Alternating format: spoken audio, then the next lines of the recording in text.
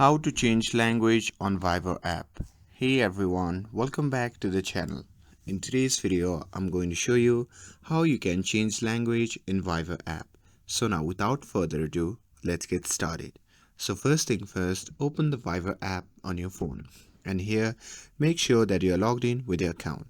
And once you are inside the app, simply tap on the three dot icon shown in the bottom right corner of the screen. And once you see the interface like this, simply scroll down and tap on settings. And here, once you are inside the settings, simply tap on the option labeled as general. And now here under the general section, you can see the option labeled as language. So simply tap on that. And here you'll see the list of language. So simply select the language that you want. And here, once you're done selecting the language, simply tap on the tick icon shown in the top right corner of the screen. And that's it. Now you have successfully changed the language in Viber app.